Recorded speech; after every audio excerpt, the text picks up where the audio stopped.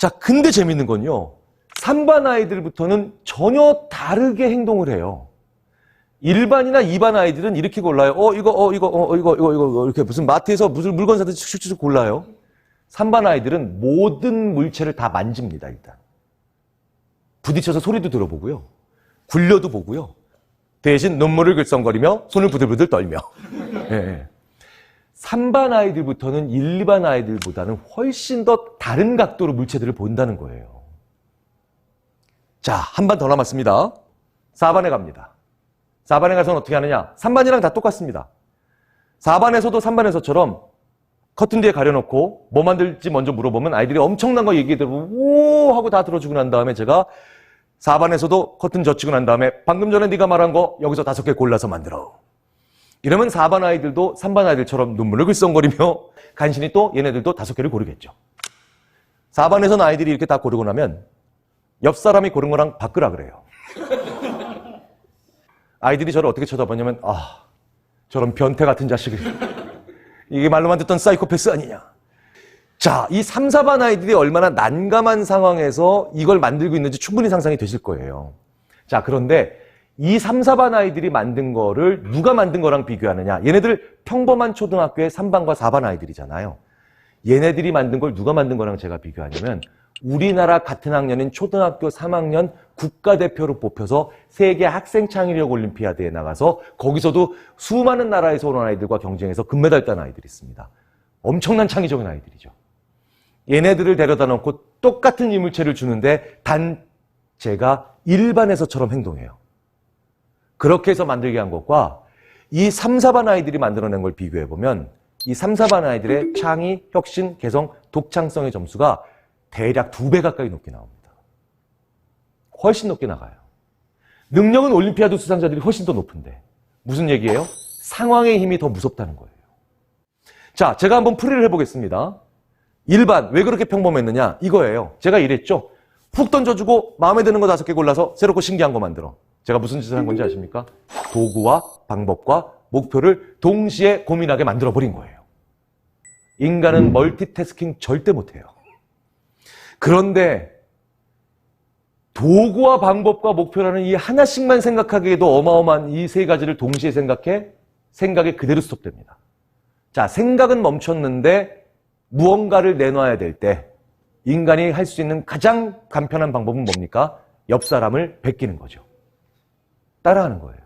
그래서 일반에서는 첫 번째 아이가 무엇을 만드느냐에 따라서 나머지 아이들의 대부분의 결과가 똑같아지는 겁니다. 동시에 고민하지 마십시오. 그리고 나한테 이 세 가지를 동시에 고민시키는 상사도 조심하셔야 돼요. 왜? 나를 평범하게 만듭니다. 자, 그러면 제가 2반부터 3반, 4반 가면서 무언가를 떼어놨죠. 도구, 방법, 목표를 떼어놓기 시작한 거죠. 자, 두 번째 반이 바로 그 첫 번째 스텝입니다. 제가 두 번째 반에서 어떻게 했나요? 마음에 드는 거 5개 골라. 다 고르고 난 다음에 제가 목표를 줬죠. 그러니까 인간은 내가 좋아하는 도구를 가질 때 더 창의적으로 변합니다. 그러니까 내가 좋아하는 무언가를 찾는 걸 두려워하시면 안 됩니다. 불필요하다고 생각하시면 안 돼요. 이게 나를 창의적으로 만드는 제일 중요한 첫걸음입니다. 제가 3반과 4반에서는 어떻게 했나요? 뒤집었죠, 순서를. 그래서 뭐부터 먼저 얘기하게 했습니까? 너는 뭐를 만들고 싶니? 뭐부터 할지를 결정하겠어요? 말하겠어요? 근데 중요한 건 뭡니까? 도구와 방법을 아직 안 봤어요. 그러니까 이 녀석들이 겁도 없이 커집니다, 목표가. 어떤 정도로 실현 가능성이 아예 없는 정도로 커져요. 왜? 목표라기보단 소망에 가까웠잖아요.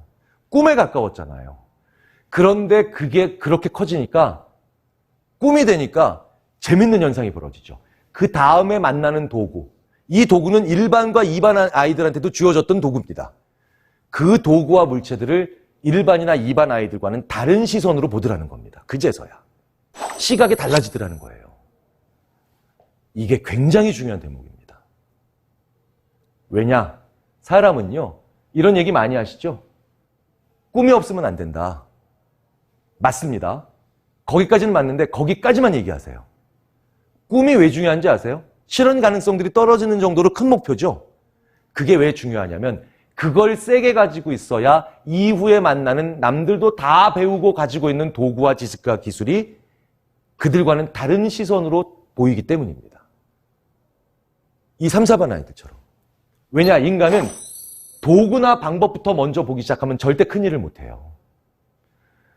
왜? 도구가 작잖아요. 그렇기 때문에 인간은 큰 결과를 못 만들어냅니다. 직장에 다니시는 분들이든 공부를 하시는 분들이든 저는 이렇게 얘기합니다. 남들한테 얘기하면 민망할 정도로 큰 꿈을 가지고 계셔야 됩니다. 그 꿈을 가지고 계셔야만 그걸 굳이 실현하지 않아도 좋습니다. 실현 가능성은 떨어져도 이후에 만나게 되시는 수많은 정보와 기술과 그 다음에 도구들을 다른 평범한 사람들과는, 그 꿈을 꾸지 않는 사람들과는 다른 시선으로 보실 수 있게 돼요. 그게 바로 새로운 것을 끊임없이 생산해내는 사람들이 자기네들은 얘기하지 않는, 혹은 자기네들도 잘 모르고 있는, 하지만 분명히 가지고 있는 큰 목표와 큰 꿈의 아주 거대한 효과입니다. 오늘부터라도 나는 어떤 큰 꿈을 한번 가져볼지를 생각해 보시면 의외로 나를 창의적으로 만드는 그런 놀라운 결과의 차이를 언젠간 한번 만나실 수 있을 겁니다.